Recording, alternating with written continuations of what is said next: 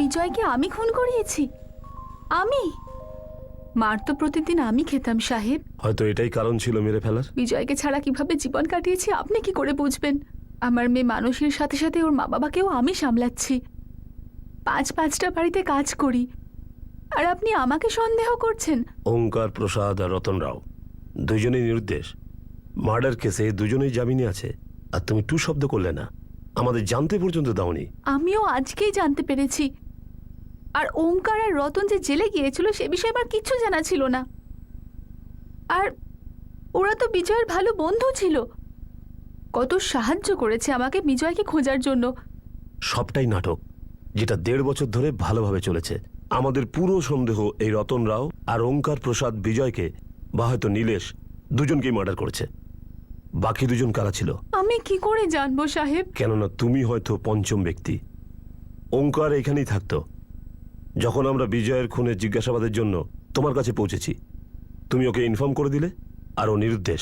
সাহেব, আমার উপর কাদা ছেটাবেন না সাহেব। আমার একটা ছোট্ট মেয়ে রয়েছে।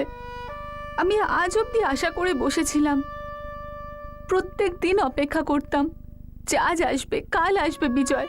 ওই রতন আর ওঙ্কারের বিষয়ে আমি কিচ্ছু জানতাম না। আর যদি সত্যি ওরা বিজয়কে খুন করে থাকে তাহলে সবার আগে আমি জানতে চাই কেন।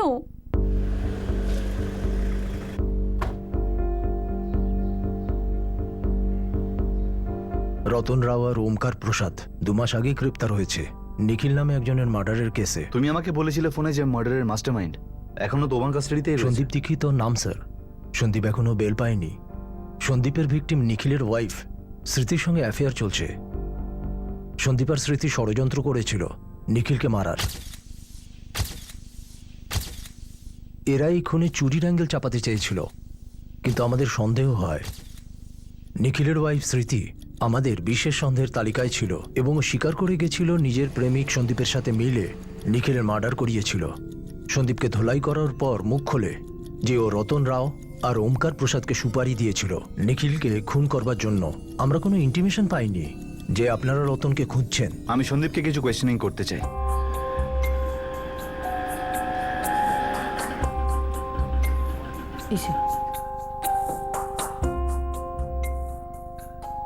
সবকিছু তো বলেছি আমি কোর্টে। আবার বল সন্দীপ। সুপারি আমি রতন রাওকে দিয়েছি। ওঙ্কার প্রসাদকে রতনই এনেছিল। এই রতনকে কোথা থেকে পেলি? আগে চেনাশোনা ছিল, নাম্বার ছিল রতনের। জানতাম যে টাকার জন্য সবকিছু করতে পারে। এর আগেও ও করেছে। কার মার্ডার করেছে আগে এই রতন? এই দুজনের? তা আমি জানি না। রতন আগে কাকে কাকে মেরেছে স্যার। এই রতন রাওকে কোথায় পাবো এখন? ফোন সুইচ অফ ওর। সন্দীপ, কিছু লুকাস না, বলে দে। আমি তো আপনাকে আগেও বলেছিলাম না স্যার রতনকে কোথায় পাওয়া যাবে। সেখানেই তোকে পাওয়া গেছিল। এখন ওর আর কোনো ঠিকানা তো আমার জানা নেই। অন্য কিছু জানিস ওর ব্যাপারে যারা আমাদের কাজে আসতে পারে? রতন আর ওঙ্কারের সঙ্গে একজন অন্য একটা লোক আসার কথা ছিল। ওঙ্কারের ওকে নিয়ে আসার কথা ছিল, কার্তিক গিরি নামের লোকটা। আগে কেন বলিসনি এই কার্তিকের ব্যাপারে? ও কাজের জন্য আসলোই না, তাই তো বলিনি আমি। এই কার্তিক গিরিও কি কনস্ট্রাকশন সাইটে কাজ করার মজদুর নাকি? তা জানি না স্যার। রতন আমাকে বলেছিল যে মার্ডারের জন্য আরো 2টো লোক ওর সঙ্গে আসবে। ওঙ্কারকে তো আমি মার্ডারের রাতেই দেখেছি। ওই ওঙ্কারের কাছেই জানতে পারি যে কার্তিকেরও আসার কথা ছিল, কিন্তু আসতে পারিনি। স্যার, একটা ব্যাড নিউজ। এই কার্তিক এখন এখান থেকে উধাও হয়ে গেছে। এটা কি হচ্ছে বলতো জিতু? এই কেসটা লোকে উধাও হচ্ছে, তারপর মৃত অবস্থায় পাওয়া যাচ্ছে, আর যাদের লিডগুলো আমরা পাচ্ছি তারাও গায়েব হয়ে যাচ্ছে। স্যার, এইসব মিলিয়েই তো আমার মাথাটা পুরো ঘেঁটে আছে। কিন্তু স্যার, ওই কার্তিকের সাথে আর একটা যে ছেলে ছিল না, পদ্মাকর, ও এখনো এখানেই আছে। একটু আগে ওর সাথে কথা হয়েছে। কার্তিক তো শুধু আমার বন্ধু, তাও এই কাজের সূত্রে। বাকি টাইম ও কি করে না করে আমি কি করে বলতে পারবো? যখন তোর আর কার্তিকের সাথে আমার প্রথম দিন কথা হলো, তুই কি বলেছিলিস? তুই ওমকার প্রসাদ, রতন রাও, নীলেশ আর বিজয় কটিয়াল, তুই এদের সবাইকে চিনিস। একসাথে মাটি তুলতাম আমরা। কিন্তু তুই এটা জানতে পারিসনি যে ওরা আসলে কিরকম মানুষ। ওমকার প্রসাদ আর রতনলাল দুজনে হিস্ট্রি শিটার। দেখ, এদের ঠিকুজি কুষ্টি বের করা তোদের মতো খোঁচরদের কাজ, আমাদের কাজ নয়। তুই একটা কাজ কর, তুই আমাদের সুপারভাইজারকে গিয়ে জিজ্ঞেস কর, সব প্রশ্নের উত্তর তুই পেয়ে যাবি। এই ব্যাপারটা আমার মাথার উপর দিয়ে যাচ্ছে। কেউ বিজয় আর নীলেশের মতো গরিব মজদুরকে মার্ডার করবে কেন? আর একটা কথা, ওই কার্তিক দুদিন ধরে কাজে এলো না। এই ছোট্ট ব্যাপার থেকে আমার টিউবলাইটটা জ্বলবে কি করে যে এই কার্তিকও ওমকারের মতো পুলিশের হাত থেকে পালাতে চাইছে? স্যার আমি ওই কার্তিকের বাড়ি থেকে ঘুরে এলাম, ওখানে তালা লাগানো। একজন প্রতিবেশী বললো যে ও সবকিছু গুটিয়ে পালিয়েছে ওখান থেকে। 2015 দিওয়ালির সময় 9 নভেম্বরে তোর এই চন্দ্র ভিখারি 4 জন লোককে দেখেছিল যখন তারা বিজয়কে ট্রাকে শোয়াচ্ছিল। ওই 4 জনের মধ্যে 3 জন এরা হতেই পারে, ওমকার প্রসাদ, রতন রাও আর কার্তিক গিরি। আমাদেরকে এদের খুঁজে বার করতেই হবে। যে এদের তিনজনকে খোঁজার জন্য আমার সব লোক কাজ করছে। আমি আগে আপনাকে ওই কবিতার ব্যাপারে বলেছিলাম না, যে নীলেশ উধাও হওয়ার পর বারবার ওর কথা খোঁজ করতে আসতো 2010-এ। ওই যার স্বামী দয়ানন্দ 2010-এ গায়েব হয়েছিল। হ্যাঁ স্যার, ওই। আমার মনে হচ্ছে এই কবিতার সাথে ওই কেসের নিশ্চয়ই কোনো সম্পর্ক আছে, কারণ নীলেশ উধাও হওয়ার পর ওই কবিতাও উধাও হয়ে গেছিল এখান থেকে।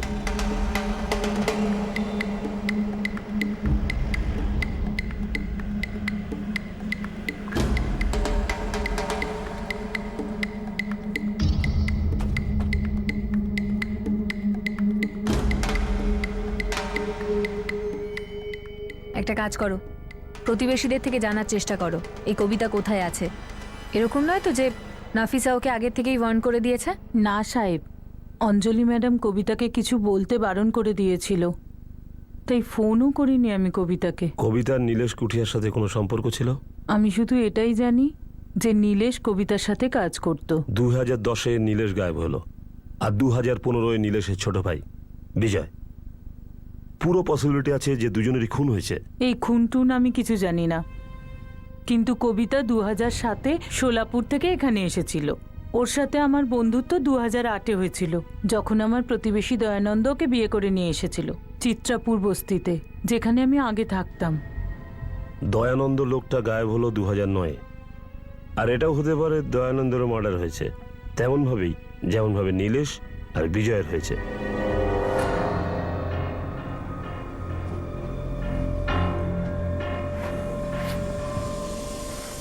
স্যার, এটা ফেব্রুয়ারি 2009-এর। কি ব্যাপার, এতগুলো অ্যাক্সিডেন্ট কেস সমস্ত মার্ডার হয়ে বেরোচ্ছে? 2015-র কেস আমাদের 2010-এ নিয়ে গেল, আর 2010-এর কেস আমাদের 2009-তে নিয়ে গেল। ক্রাইম ব্রাঞ্চ সন্দেহ করছে যে 2009-এ দয়ানন্দ নামে কোনো লোককে ট্র্যাকে শুইয়ে মার্ডার করা হয়েছে। নফিসা যখন দয়ানন্দ মালগি গায়েব হলো তখন ওর স্ত্রী কবিতা কোনো মিসিং কমপ্লেন করেনি। কেন? বাড়ি বসে যদি ভাগ্য ফিরে এটা কে করবে সাহেব? মানে 2008-এ আমার প্রতিবেশী দয়ানন্দ ওকে বিয়ে করে এনেছিল, কিন্তু সত্যি বলবো সাহেব, ওর কোনো অধিকারই ছিল না কোনো মেয়েকে বিয়ে করার। ও তো মদ খেতই, তারপর কবিতার রক্ত। কখনো কখনো এমন অবস্থা করতো যে কবিতা কাজেও যেতে পারতো না। পালিয়ে যা কবিতা, ছেড়ে দে দয়ানন্দকে, ভেঙে দে এই বিয়ে। কখনো কখনো আমিও তাই ভাবি নাফিসা দিদি, কিন্তু সাহসী হয় না। যদি সাহস থাকতো তাহলে এই শয়তানটাকে কোনোদিন বিয়েই করতাম না, কিন্তু মাকে না বলার সাহস ছিল না আমার। এখনো বেশি দেরি হয়নি, মাত্র 6 মাস হয়েছে তোর বিয়ের, তার মধ্যে এই অবস্থা। জানি না এরপর আর কি কি করবে ও তোর সাথে। কবিতা, আমার তোর জন্য চিন্তা হয়, তাই বলছি। কতদিন চলবে এইরকম? জানি না নাফিসা দিদি, কেউ এতটা জানোয়ার কি করে হতে পারে। আমার লোম খাড়া হয়ে যায় যখন ও রাত্রিবেলা দরজা খটখট করে।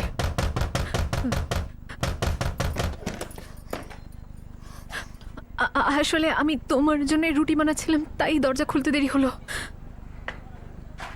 চল, খাবার রেডি কর।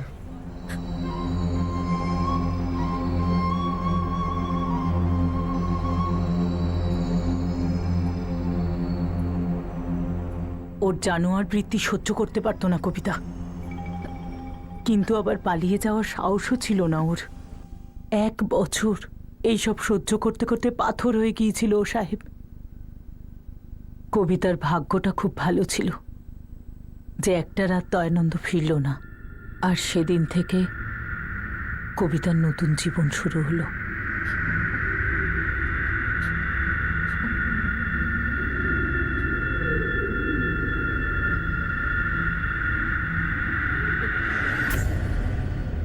নাফিসা দি, 3 দিন হয়ে গেল।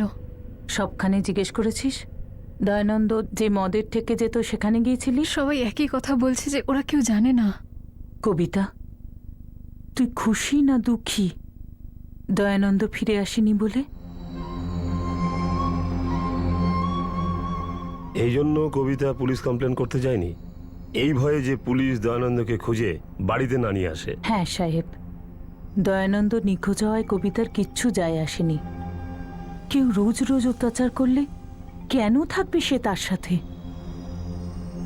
দয়ানন্দ ফিরে না আসায় কবিতার ব্যথা একটু হলেও কমেছিল। ব্যথা কম হলো না ব্যথা কম করা হলো? সত্যি বলো নাফিসা, দয়ানন্দকে কি কবিতা মেরেছে? না সাহেব, এই সমস্ত চিন্তাভাবনা কবিতার একেবারেই আসবে না। যদি কবিতার দয়ানন্দকে ছেড়ে চলে যেতেই হতো তাহলে অনেক আগেই চলে যেত। বিয়ের 3 মাস পর কবিতার আম্মি মারা গেল। আব্বা তো আগেই চলে গিয়েছিলেন, তাহলে ও কেন অত্যাচার সহ্য করবে? অন্য কোথাও গিয়ে নিজের জীবন শুরু করতে পারত। ভেতর থেকে ও খুব দুর্বল হয়ে পড়েছিল সাহেব। তারপরে নীলেশ এলো সাহায্য করতে, যে তার উপর দরদ দেখিয়ে এই মুমূর্ষ কবিতাকে বাঁচানোর জন্য। কবিতার নীলেশ একই জায়গায় কাজ করত, ওদের দুজনের মধ্যে বন্ধুত্ব হলো। বিয়ের পর এই প্রথম ওকে আমি খুশি দেখলাম। কবিতার নীলেশ একই জায়গায় কাজ করত, ওদের দুজনের মধ্যে বন্ধুত্ব হলো। বিয়ের পর এই প্রথম ওকে আমি খুশি দেখলাম। নীলেশ খুব ভালো ছেলে, বিয়ে করে নে না, তুইও ভালো থাকবি আর নীলেশও। না নাফিজাদি, আমি আর দ্বিতীয়বার বিয়ে করব না। যেটা যেমন আছে তাই ঠিক আছে। বিয়ে মানুষকে জানোয়ার আর জানোয়ারকে হিংস্র বানিয়ে দেয়। চুপ কর, যা খুশি বলছিস। একজন দয়ানন্দ এরকম ছিল তো সবাই। জীবনটাও তো একবারই পাওয়া যায় নাফিজাদি। আর সম্মানও একবারই যায় কবিতা। পাড়ার লোকেরা দেখবে যে নীলেশ তোর বাড়ি রোজ আসে। এক মুহূর্তও সময় লাগবে না পাড়ার লোকের তোর সম্পর্কে আজে বাজে কথা বলতে। চুলোয় যাক প্রতিবেশীরা। প্রতিবেশীদের চোখগুলো তখন কোথায় ছিল যখন যখন রোজ রাতে দয়ানন্দ আমার উপর অত্যাচার করত? নাকি আমার চিৎকারটা ওরা শুনতে পেত না? তাহলে এরপর কি করবি? আপাতত এইটুকুই ঠিক আছে যে আমি ভালো আছি আর নীলেশও।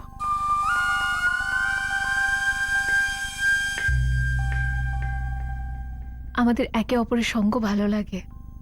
কাজের চাপ কিছু বুঝতেই পারি না, আর সময় কিভাবে কেটে যায় সেটাও বোঝা যায় না। ও যখন বাড়িতে আসে তখনও খুব ভালো লাগে। ও মানুষ, খুব ভালো মানুষ। আমরা দুজন একে অপরের সাথে পবিত্র সুতো দিয়ে বাঁধা। যদি সুতোটা শক্ত করতে চাও তাহলে হয় সুতোটা ছিঁড়ে যাবে, আর না হয় গলার ফাঁসি হয়ে দাঁড়াবে। কিন্তু একদিন তো এই সম্পর্কটাকে বাঁধতে হবে না?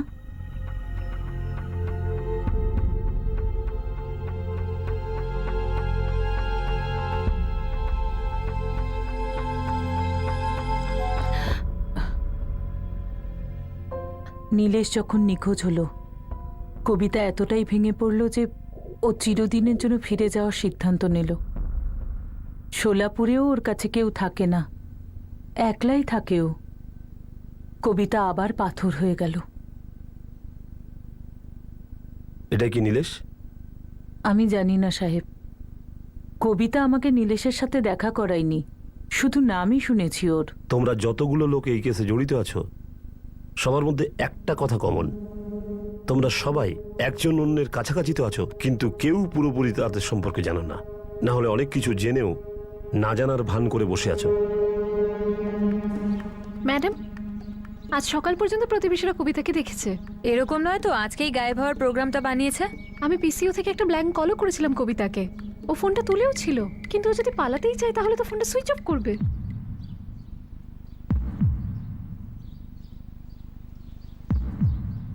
কবিতা মোড়ে? হ্যাঁ, তোমাকে নিতে এসেছি কবিতা, ক্রাইম ব্রাঞ্চ থেকে। কিন্তু কেন?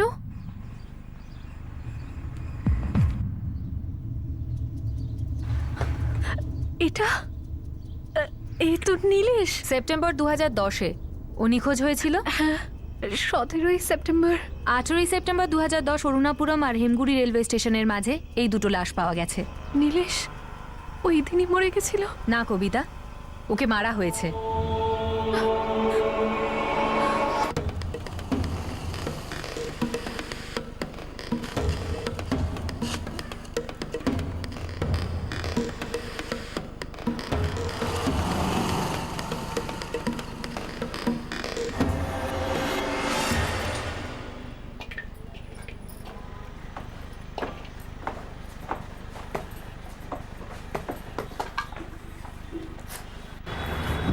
কবিতা, রোজ রোজ ওই জানোয়ারটাকে সহ্য করছিস কেন? ছেড়ে দিচ্ছিস না কেন দয়ানন্দকে?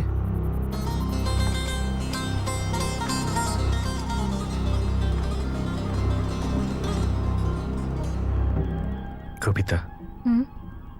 এবার তো দয়ানন্দ তোর জীবনের ছবি থেকে পুরো উধাও হয়ে গেল। আমি এইরকম ছবি না আরেকবার বানাতে চাই না দেখতে চাই। ভীষণ ভয়ঙ্কর হয় বিয়ের ছবিটা। মানে তুই আমাকে বিশ্বাস করিস না? ব্যাপারটা সেটা নয় নীলেশ, কিন্তু কপাল আর ব্যথাকে বিশ্বাস করি। আর আমি একটুও কষ্ট সহ্য করতে পারবো না। আরে প্রত্যেকটা ইট একরকম দেখতে হয়, কিন্তু প্রত্যেকটা তো আলাদা। সেরকম ছেলেটাও। নীলেশ, একটা কথা বলবো? হ্যাঁ বল। দয়ানন্দের সাথে কি হয়েছে? কোথায় ও? কবিতা, তুই কি ভাবছিস দয়ানন্দকে আমি সরিয়ে দিয়েছি? নীলেশ, আমি এটা মানতেই পারছি না যে দয়ানন্দের মতো মানুষ নিজের ইচ্ছেতে সবকিছু ছেড়ে ছুড়ে এভাবে কি করে যেতে পারে। তুমি চুপ কেন নীলেশ?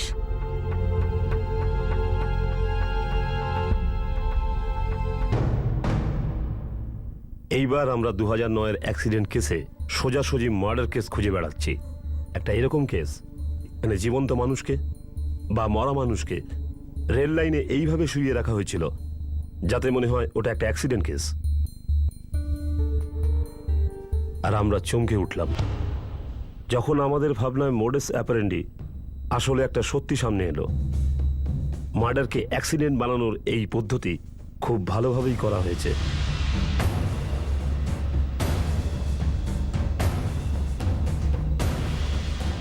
আচ্ছা, আমরা কি এটা মেনে চলতে পারি যে 2009-এ দয়ানন্দ মালগিরও খুন হয়েছে, যেমন 2010-এ নীলেশের আর 2015-এ নীলেশের ছোট ভাই বিজয় কুঠিয়ার?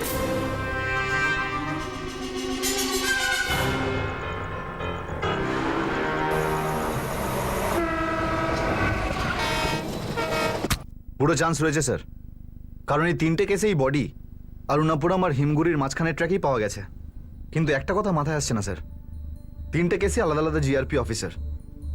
তিনটে কেসেই বডিগুলোকে ট্র্যাকের ওপর এমনভাবে রাখা হয়েছিল যাতে ওদের ফেস নষ্ট হয়ে যায়। তার উপরে এই তিনটে ভিক্টিমই ড্রাঙ্ক ছিল স্যার। এবার এটা বুঝে উঠতে পারছি না যে তিনটের মধ্যে কোনো একটা কেসে পোস্টমর্টমের পরে মোটরস অপারেন্ডিকে কোয়েশ্চেন কেন করা হয়নি। হয়তো এটা হতে পারে যে তিনটে কেসকেই খুব ভালোভাবে অবজার্ভ করা হয়নি। সাধারণত নেশাগ্রস্ত মানুষ রেলওয়েটাকে চলতে চলতে এভাবেই ঠিক মারা যায়। সেই জন্য হয়তো তিনটে মার্ডারকেই অ্যাক্সিডেন্ট কেস ধরে নেওয়া হয়েছে। আর তারপরে এই তিনটে ঘটনাই আলাদা আলাদা সময় হয়েছে, 2009, 2010 আর 2015। সেই জন্য এই প্যাটার্নটা কেউ ধরতে পারেনি। অঞ্জলি কবিতাকে নিয়ে আসছে স্যার। এই কবিতাকে ভালো করে ড্রিলিং করা যাক, ওটাই একমাত্র লিঙ্ক এই দয়ানন্দ আর নীলেশ কোটিয়ানের মধ্যে।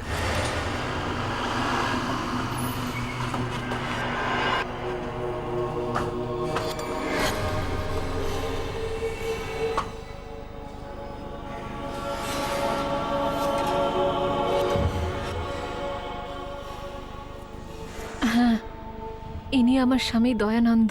14 জুলাই 2009, তারিখটা ঠিক? হ্যাঁ, আমরা দুজন সারাদিন সাইটে কাজ করছিলাম। সন্ধেবেলা আমি বাড়ি ফিরলাম, আরও মদ খেতে চলে গেল, আর তারপর বাড়ি ফেরেনি।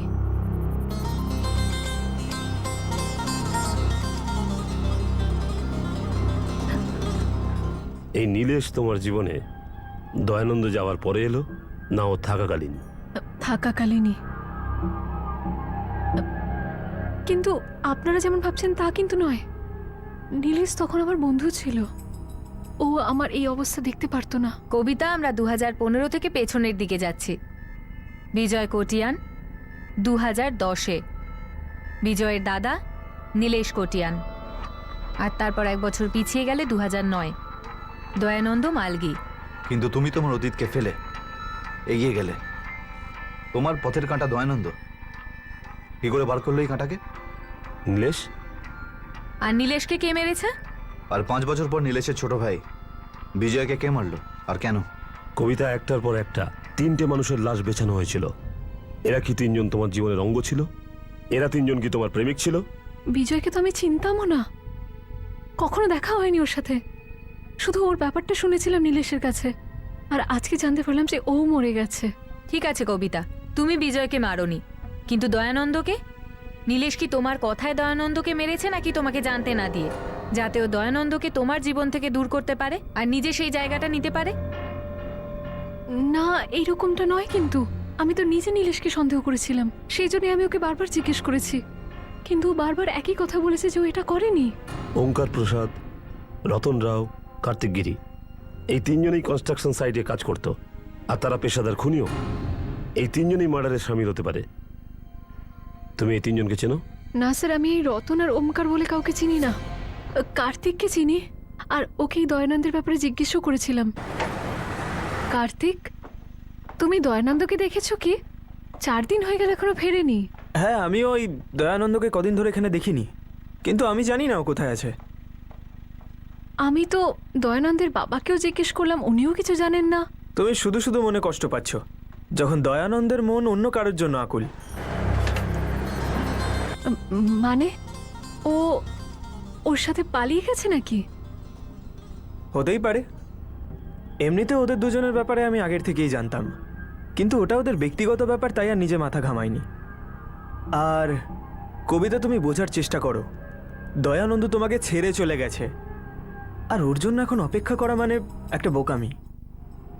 সত্যি বলবো সাহেব, আমার একটুও কষ্ট হয়নি, বরং বড্ড বেশি শান্তি পেয়েছিলাম দয়ানন্দের চলে যাওয়ার কারণে। শুধু ওই মেয়েটাকে ধন্যবাদ জানিয়েছিলাম যে ও যাতে দয়ানন্দের সঙ্গে সংসার করে, যেটা আমি কখনো করতে পারিনি। যদি তুমি দয়ানন্দ যাওয়াতে এতটাই শান্তি পাও, আর তুমি ওই মহিলাকে ধন্যবাদ দিচ্ছিলে, তাহলে তোমার নীলেশের উপর সন্দেহ কেন হলো? সাহেব, সন্দেহটা এই জন্য হয়েছিল যে দয়ানন্দের মতো একটা জানোয়ারকে কোনো মহিলার সঙ্গে পালানোর কোনো দরকারই ছিল না। যদিও চাইতো তাহলে আমাকে বাড়ি থেকে বের করতো আর ওকে নিয়ে আসতো, আর এইগুলো ওর পক্ষে করা ভীষণ সহজ হতো। সেই জন্যই সন্দেহ হয়েছে সাহেব যে ও গায়েব হয়নি, ওকে গায়েব করানো হয়েছে। তাও তুমি পুলিশের কাছে যাওনি কবিতা? স্যার, কে নিজের পায়ে কুড়ুল মারবে বলুন তো? দয়ানন্দের আমার জীবন থেকে দূরে চলে যাওয়া আমার জন্য ভালো খবর ছিল। কিন্তু তোমার ভালো খবর অন্যদের জন্য ভালো ছিল না। 14 জুলাই 2009 তোমার স্বামী বাড়িতে ফিরে এলো না, আর 15 জুলাই 2009 অরুণাপুরম আর হেমগুড়ি রেলওয়ে ট্র্যাকে লাশ পাওয়া গেল। আর কবিতা, তুমি হয়তো চিন্তাও করতে পারোনি যে মৃত মানুষ কথা বলে। তুমি শুধু এটাই ভেবেছো যে ওমকার, রতন আর কার্তিক নিজের কাজে দক্ষ, তুমি তাদের দিয়ে এই কাজ করালে। এই বিজয়কে কেন মারলে? এটা কিন্তু সত্যি নয় সাহেব। নীলেশের গায়েব হওয়ার পর 2010-এ আমি মাগিহাল্লি ছেড়ে সোলাপুরে চলে গেছিলাম। তাই সোলাপুরে বসে তুমি বিজয়কে খুন করিয়েছো, মোবাইল ফোনকে রিমোট কন্ট্রোলের মতো ব্যবহার করে। বিজয়কে কেন মারলে কবিতা? ও কি জেনে ফেলেছিল যে নীলেশকে তোমরা মেরেছ? ওমকার প্রসাদ, রতন রাও আর কার্তিক গিরি, এই তিনজন ছাড়া চতুর্থ জন কে ছিল? স্যার, এই চন্দু ভিখারি। ও বলেছিল লাশকে শোয়ানোর সময় রেলওয়েতে ও 4 জনকে দেখেছিল, মদ খেয়েছিল। হতে পারে ও 3 জন লোক আর একজন মহিলাকে দেখেছে। এই কবিতা মোরে ওরফে কবিতা মালগি।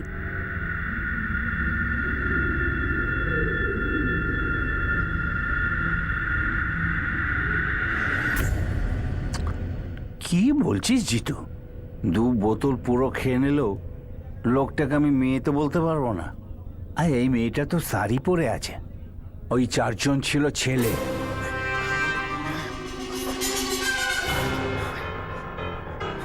ঝটপট করে কাজ সেরে দিয়েছিল ছেলেগুলো, ওদের মধ্যে কোনো মেয়ে ছিল না।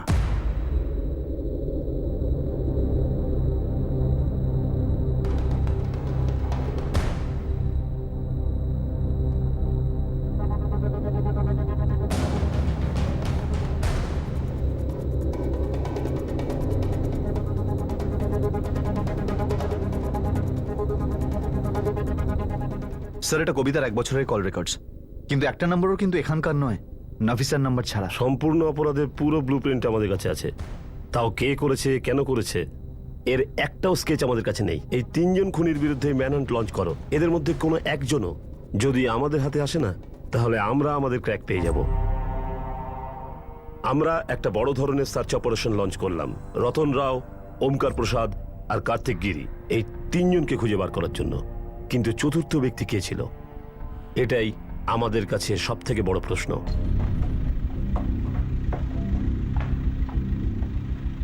আমরা এরকম সমস্ত লোকেশনকে স্ক্যান করেছি যেখানে এরা 3 জন গা ঢাকা দিয়ে থাকতে পারে। সমস্ত কনস্ট্রাকশন সাইট আমাদের র্যাডারের মধ্যে ছিল, কোনো এক জায়গাও ছাড়া গেল না যেখান থেকে ওরা পালিয়ে যেতে পারে।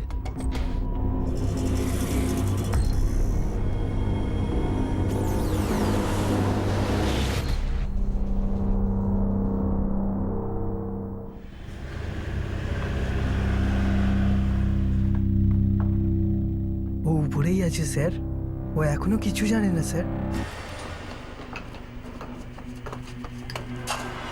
শেষ পর্যন্ত আমরা চতুর্থ রহস্যময় হত্যাকারীর কাছে পৌঁছে গেলাম, যে বিজয় কুটিয়ার মার্ডারে সামিল ছিল পদ্মাকর গৌড়। পদ্মাকর গৌড় শুধু এটুকুই জানতো যে আমরা তার 3 জন সাথীকে শুধু খুঁজে বেড়াচ্ছি। পদ্মাকর কখনো ভাবেওনি যে আমরা এই ট্রিপল মার্ডার কেসের শিকড়টাকে ধরে ফেলব। পদ্মাকরের ব্যাপারে আমি আপনাদের কেন বলিনি? কারণ আপনারা কখনো আমাকে ওর ব্যাপারে কিছু জানতেই চাননি। তাহলে ও কি এই কাজের সঙ্গে যুক্ত? এই নাটক এবার থামাও। হ্যাঁ, তুমি ইচ্ছে করে এই পদ্মাকরের ব্যাপারে আমাদের কাছে একটা কথাও বলতে চাওনি। এইরকমটা নয়। যাই হোক না কেন, মাটির তলা সব ফুঁড়ে বেরিয়েছে। এখন সমস্ত কঙ্কাল সামনে। এই খুনগুলোতে আমার কোনো হাত নেই। আর একটা কথা, আমি পদ্মাকরকে পুরো ভুলে গেছি। এখনো আমার জীবনের অংশ নয়।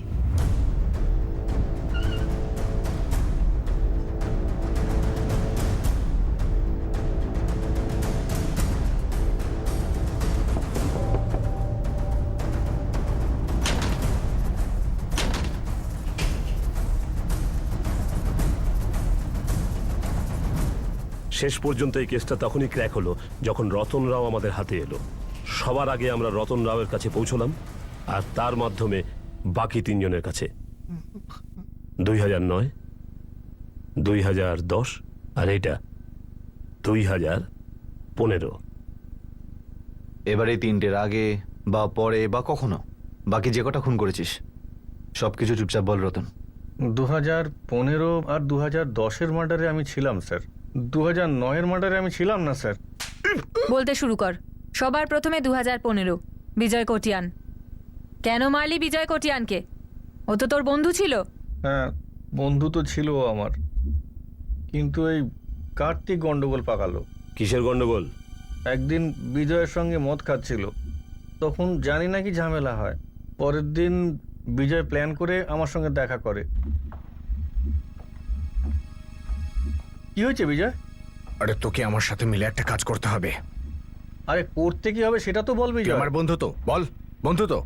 আরে এটাও কোনো জিজ্ঞেস করার কথা? কি কাজটা বল। একজনকে প্রাণে মারতে হবে। কাকে? তাকে যে আমার নীলেশ দাকে মেরে ফেলেছে। কালকে ওই কার্তিক আমাকে সব বলে দিয়েছে। 5 বছর ধরে সব লুকিয়ে রেখেছিল। এই কার্তিক, কি বলছিস এটা? তা না হলে আর কি বল বিজয়, ওই কবিতাকে নিয়ে না ওর মনে সব সময় আগুন জ্বলে, আগুন। ও কবিতার জন্য পাগল ছিল? ছাড় না ভাই। আরে কেন ছাড়বো, কেন ছাড়বো? আমি জানতাম যে আমার নীলেশ দা কোনো কবিতার জন্য পাগল। কবিতা তো 5 বছর আগে গ্রামে চলে গেছে, আর এখন তুই বলছিস এই ওই পদ্মাকরই মেরেছে না? আরে কেন শুধু শুধু পুরনো কাজ? আরে কেন আমি ঘাটবো না? পুরনো কাশন তোই ঘাটবো। আমার নীলেশ দা 5 বছর বাড়ি ফেরেনি। আমার মা বাবার অবস্থা খারাপ ওর জন্য অপেক্ষা করে করে। আর এখন তুই বলছিস এই বল না ওই পদ্মাকরই মেরে ফেলেছে না দাদাকে? কারণ ও কবিতাকে ভালোবাসতো, তাই না? বল। আরে আমি নেশার যুগে যা খুশি বলছি। তোর গ্লাস খালি হয়ে গেছে, দে না, দে দে দে না। এই বল না ওই পদ্মাকরই মেরে ফেলেছে না দাদাকে? কারণ ও কবিতাকে ভালোবাসতো, তাই না? বল। আরে আমি নেশার যুগে যা খুশি বলছি। তোর গ্লাস খালি হয়ে গেছে, দে না, দে দে দে না। আমি ঠিক জানি ব্যাপারটা। ওই পদ্মাকরই মেরে ফেলেছে আমার দাদাকে, আর ওই দয়ানন্দকেও আগে পদ্মাকরই মেরে ফেলেছে। সব কি বলছিস বিজয়? ঠিক বলছি, আমি ঠিক বলছি। আমি এবার তোকে জিজ্ঞেস করছি, তুই আমার সাথে থাকবি তো? তুই আমার সাথে থাকবি তো পদ্মাকরকে মারার ব্যাপারে? তারপর ওঙ্কারকেও পাশে টানবো আমি। বল, সাথে থাকবি তো আমার? শয়তান, 5 বছর পরে তুই বলে দিলি না? দেখ ভাই, আমি সেরকম কিচ্ছু বলিনি। আমি তো শুধু নেশায় বলে ফেলেছিলাম। ভাই আমাকে ক্ষমা করে দে। দেখ আমি তোর পা ধরছি। কি বলেছিস তুই ওকে? এমন কিছুই বলিনি ভাই। ও তো শুধু বিজয় আমাকে জিজ্ঞেস করছিল যে পদ্মাকর এত দুঃখী কেন থাকে, তাই আমি বলে দিয়েছিলাম যে কবিতার সঙ্গে প্রেম করতো। কিন্তু ভাই আমি এমন কিচ্ছু বলিনি ভাই। ভাই ওই পাগল বিজয় আছে না, ওই 2কে 6 করছে 9 করছে, মার দিবি। আমি এমন কিচ্ছু বলিনি পদ্মাকর। দেখ পদ্মাকর, ব্যাপারটা হলো যদি আমি আর ওঙ্কার সাথ নাও দিই, সরে আসি, তাহলেও বিজয় তোর উপর হামলা করবে কাউকে সঙ্গে নিয়ে। খুন চেপেছে ওর মাথায়, ও বদলা নিতে চায় ওর দাদা নীলেশের মৃত্যুর। বিজয় তার সাথেই খুনের প্ল্যান বানালো, যে তার দাদাকে মেরে ফেললো, মানে তোমার সাথে। স্যার তখন বিজয় শুধু এটুকুই জানতো যে পদ্মাকরই নীলেশকে মেরেছে। যদি বিজয় জানতে পারতো যে আমরা 3 জনে হইতে আছি, মানে ওই আমি, ওঙ্কার আর কার্তিক, তাহলেও আমাদেরও ছাড়তো না। নীলেশকে কি করে মেরেছিস তোরা? কার্তিককে বলি নীলেশকে মদ খাওয়াতে নিয়ে যেতে, আর যখন ওর নেশা হয় তখন আমরা ওখানে পৌঁছই। নীলেশ, কবিতার সঙ্গে কথা বলেছিস বিয়ের ব্যাপারে? হ্যাঁ করেছি, কিন্তু না হ্যাঁ করছে না। না কেন এমন করছে? ওর বর ছিল না দয়ানন্দ, জানোয়ার ছিল, জানোয়ার। ভালো হয়েছে ও জীবন থেকে চলে গেছে। দয়ানন্দ যে কষ্ট দিয়েছে ওকে, তার ভয় ও কিছুতেই ভুলতে পারছে না। আচ্ছা ভাই নীলেশ, তুই কি জানিস কবিতার জীবন থেকে দয়ানন্দকে কে বাইরে বার করেছে? না, তুই কি জানিস কার্তিক?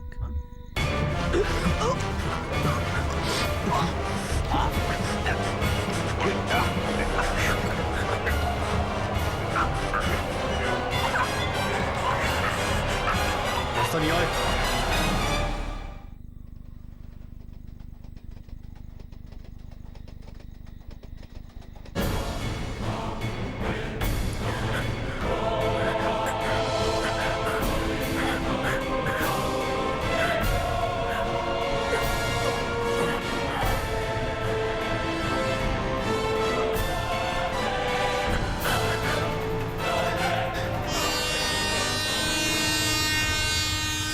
9 নভেম্বর 2015 সালে বিজয়কে কি করে ডাকলে যে তোমরা মিলে পদ্মাকরকে মারো? হ্যাঁ স্যার, আমি বিজয়কে বলি যে ওঙ্কার পদ্মাকরকে মদ খাইয়ে মাতাল করে দেবে, তারপর আমরা ওখানে পৌঁছবো আর মেরে ফেলবো পদ্মাকরকে। আমি কাউকে খুন করতে যাচ্ছি। চল হ্যাঁ চল বিজয়। এখন পদ্মাকর পুরো মাতাল হয়ে গেছে মদ খেয়ে। ও ওঙ্কার ওকে খুব মদ খাইয়েছে।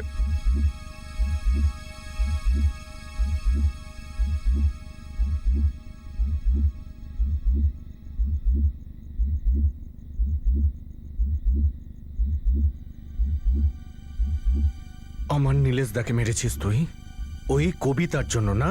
হ্যাঁ, যদি আমার ওকে কোনো মারার ইচ্ছে ছিল না, যেমন তোকেও মারার কোনো ইচ্ছে নেই, কিন্তু কি করব, আমার কোনো উপায় নেই।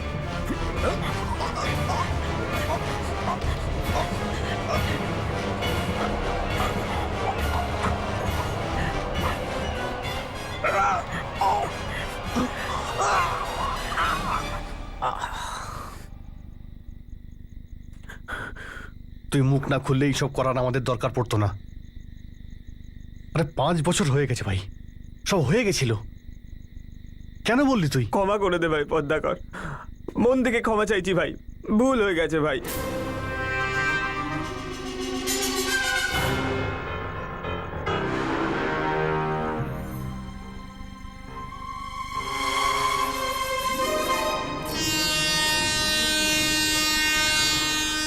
যেমনটা আপনাকে বললাম স্যার, নীলেশ আর বিজয়কে আমরা 4 জন মিলেই মেরেছি, কিন্তু 2009-এর ওই মার্ডারে আমি ছিলাম না স্যার। কিছুদিন আগেই যে নিখিলের মার্ডার করেছিস তোরা দুজন মিলে, ওঙ্কার আর তুই দুজনে। এছাড়া আর কত সুপারি নিয়েছিস তোরা দুজনে এতদিন অবধি? যা যা করেছি সব তো বললাম, এছাড়া আমরা আর কিছু করিনি। ঈশ্বর, ওই পদ্মাকর গায়েব হওয়ার আগে তুলে নাও ওকে। বাপরে, আরে এইসব সবাই একে অপরকে খুন করবার জন্য পাগল হয়ে গিয়েছিল। কিছু এদের মধ্যে কি ব্যাপার আছে?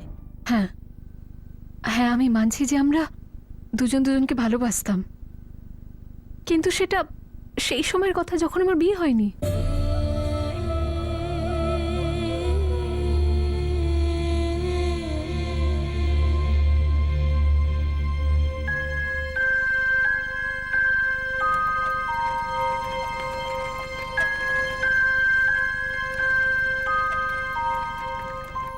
পদ্মাকর মা মানবে না। মা সবসময় একই জাতের ছেলে চায়। কবিতা, আমরা দুজন একই জাতের, গরিব জাত। আর যদি আমরা দুজন মিলে কষ্ট করি না, তাহলে আমরা জাত বদলে বড় লোক জাত হয়ে যাব। মা শুনতেই চাইবে না। মা দয়ানন্দের বাবা মাকে হ্যাঁ বলে দিয়েছে। দয়ানন্দ? এটা আবার কে? দয়ানন্দের বাবা মা আমাদের বস্তিতে থাকতো। ওদের আমাকে পছন্দ হলো আর মায়ের সাথে কথা বলে নিল। ওরা বলল যে বিয়ের সমস্ত খরচা ওরাই করবে, আর পণও নিতে চাইবে না। তার উপর আমরা দুজন একই জাতের, তাই মা হ্যাঁ বলে দিয়েছে। তার মানে মা হ্যাঁ বলে দিয়েছে? কবিতা, তুই চল আমরা কোথাও গিয়ে বিয়ে করে ফেলি, চল। আমি মায়ের সঙ্গে এটা করতে পারবো না। মানে তুই আমাকে বলে ওই দয়ানন্দকে বিয়ে করবি? করতেই হবে। আমি তোকে এটাই বলতে এসেছিলাম। এই কবিতা, বল না, তোকে ছাড়া আমি কি করে বাঁচবো? আর তুই থাকতে পারবি আমাকে ছেড়ে? চেষ্টা করতে হবে। আমাদের দুজনকেই।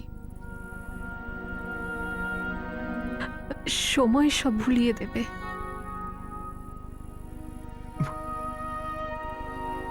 স্যার, আপনি যদি কোনো মেয়েকে ভালোবাসেন, তাহলে আপনি কি চোখের সামনে ওকে রোজ মার খেতে দেখতে পারবেন?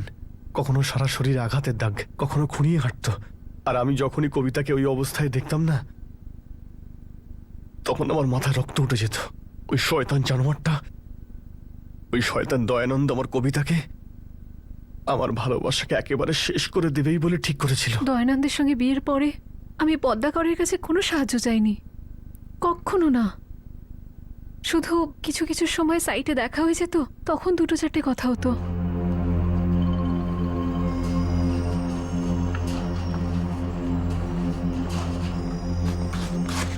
কবিতা, দয়ানন্দ তোকে এইভাবে মারে, এটা দেখে আমার মাথায় রক্ত উঠে যায়। সত্যি আমি মাথা ঠিক রাখতে পারি না। কপাল পদ্মাকর, কপাল। তোর মা খুশি তোর এই অবস্থা দেখে? মা আর আমার চেহারাটা কোথায় দেখে? মা তো শুধু একটাই কথা বলে যায়, যে দয়ানন্দ তোর স্বামী, সামলা ওকে। আরে তুই অনেক সামলেছিস, তুই নিজের জীবন সামলা। তোর জীবন তুই তোর মতো করে বাঁচ, তোর মায়ের কথাতে নয়। আমি পদ্মাকরকে কখনো বলিনি যে দয়ানন্দকে মেরে দাও। কিন্তু ও দয়ানন্দকে মেরে ফেলেছে, এটাও স্বীকার করেছে। পদ্মাকর কি আপনাকে বলেছে যে আমি ওকে বলেছিলাম? আমাকে জিজ্ঞেস করতে দিন ওকে, কখন বলেছিলাম দয়ানন্দকে মেরে দাও? দেখ ভাই পদ্মাকর, আমি তো বলি যে কবিতাকে নিয়ে পালিয়ে যা। কেন এত ঝামেলা করছিস? কবিতা এইভাবে পালাবে না। কার্তিক, কবিতা তখনই আমার সঙ্গে যাবে যখন দয়ানন্দর জীবন থেকে একেবারে হারিয়ে যাবে।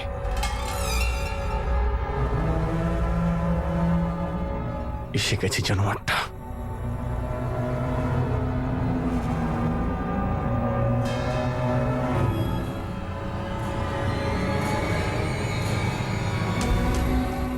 যে কবিতাকে আমি এত ভালোবাসতাম, তার উপর তুই এত অত্যাচার করিস?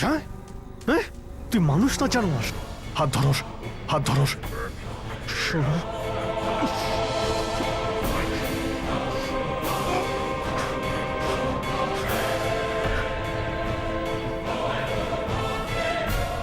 ধর, ভালো করে ধর। ব্যাস ব্যাস ব্যাস ব্যাস ব্যাস ব্যাস, ছেড়ে দে।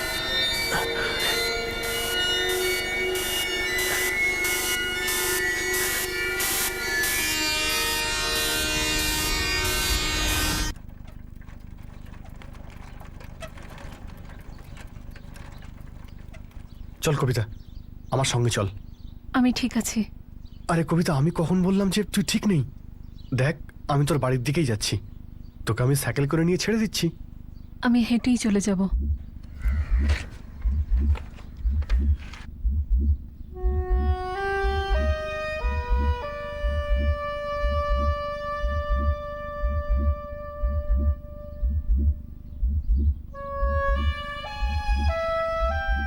কবিতা দেখ, ঘুরিয়ে ফিরিয়ে কথা বলবো না। আমি তোকে বিয়ে করতে চাই। আমি কাউকে বিয়ে করতে চাই না, তোকেও না, কাউকেই না। এখন সবকিছু পাল্টে গেছে। কিন্তু আমি বদলাইনি রে কবিতা। আমি এখনো তোকে ততটাই ভালোবাসি যতটা আগে বাসতাম।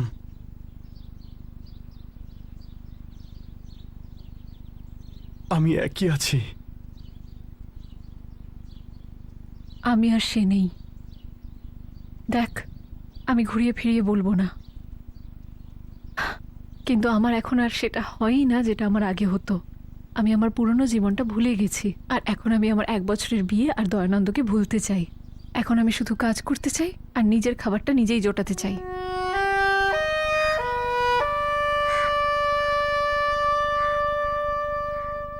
এটা কখনো হয়?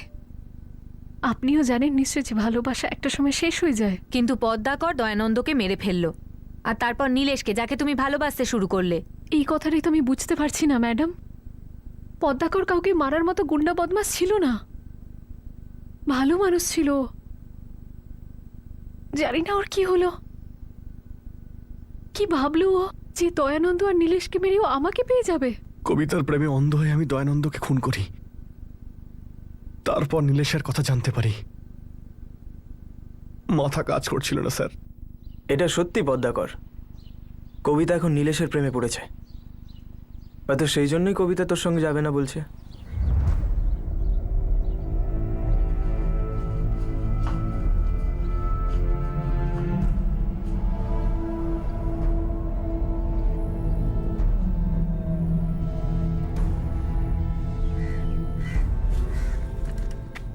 কি হলো, কিছু জানতে পারলি?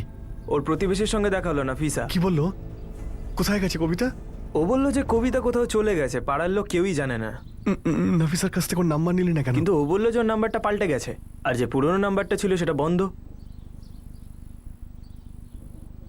দয়ানন্দ আর নীলেশকে আমি একটা উদ্দেশ্য নিয়ে খুন করি স্যার, কবিতাকে পাওয়ার জন্য। কিন্তু কবিতাই আমাকে ছেড়ে চলে গেল স্যার। তারপর আর কোনো কিছুতেই মন নেই আমার। এই কার্তিকের ভুল করার জন্যই ও আমাকে মেরে ফেলতো স্যার। তাই আমি যদি বিজয়কে না মারতাম তাহলে ও আমাকে মেরে ফেলতো স্যার। এই লোকগুলোকে মেরে ফেলে তাদের চেহারাগুলো নষ্ট করে দেওয়া কবে থেকে চলছিল? দয়ানন্দকে প্রথম খুন করি স্যার। তার আগে স্যার আমি কোনোদিন জীবনে একটা মাছিও মানিনি। সোজাসুজি বল কথাগুলো। সোজাসুজি আমি বলছি, দয়ানন্দ, নীলেশ আর বিজয়। কবিতা দিব্যি খেয়ে বলছি স্যার আমি। কবিতাই সবকিছু আগে থেকেই জানতো, তাই না? না স্যার, ও একদমই কিছু জানতো না।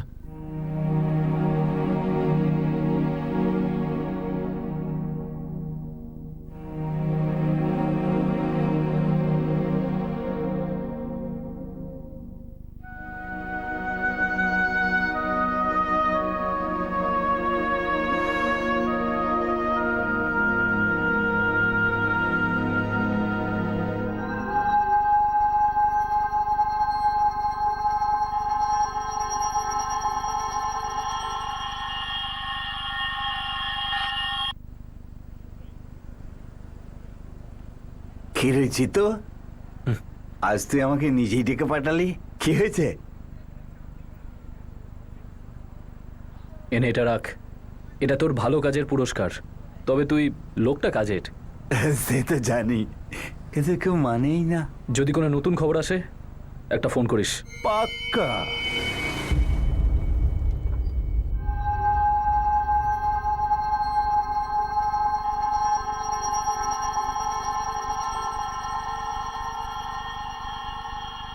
আমরা পরে জানতে পেরেছি যে রতন রাও, কার্তিক গিরি আর ওমকার প্রসাদ আরও একটা হত্যাকাণ্ডে নিযুক্ত ছিল। তারা স্বীকারও করেছে। এই মুহূর্তে তাদের ইন্টারোগেশন চলছে, তাদের অন্য আরও কেসে ইনভলভমেন্টের খোঁজ করার জন্য। যদি দয়ানন্দের অ্যাক্সিডেন্টের কেসটাকে একটু সূক্ষ্মভাবে দেখা হতো, যদি মার্ডার হওয়ার চান্সেসটাকে খতিয়ে দেখা হতো, তাহলে সত্যি 8 বছর আগেই সামনে আসতো। যদি এরকমই হতো তাহলে 7 বছর আগে নীলেশের হত্যা হতো না। আর এমনটাই স্বাভাবিক যে বিজয়ও বদলা নেওয়ার জন্য বাড়ি থেকে বেরোতো না আর মারা যেত না। আমরা আগেও অনেক কেসে এরকম হ্যান্ডেল করেছি, যেখানে রেলওয়ে ট্র্যাকে লাশ পাওয়া যায়, সবাই অ্যাক্সিডেন্ট ভাবে, কিন্তু বের হয় মার্ডার। এরকম হওয়া উচিত নয়। আমাদের এই কেসটা থেকে খুব বড় শিক্ষা হলো, কোনো রকম সূত্র, টিপ অফ ভালো করে খতিয়ে না দেখলে তাকে এড়িয়ে যাওয়াটা সঠিক নয়। অনেক সময় উচিত পরিস্থিতিতে উচিত বুদ্ধি অনেক প্রাণ বাঁচিয়ে তোলে। জয় Hind. For more updates, subscribe to our channel, click the show links and enjoy watching the videos.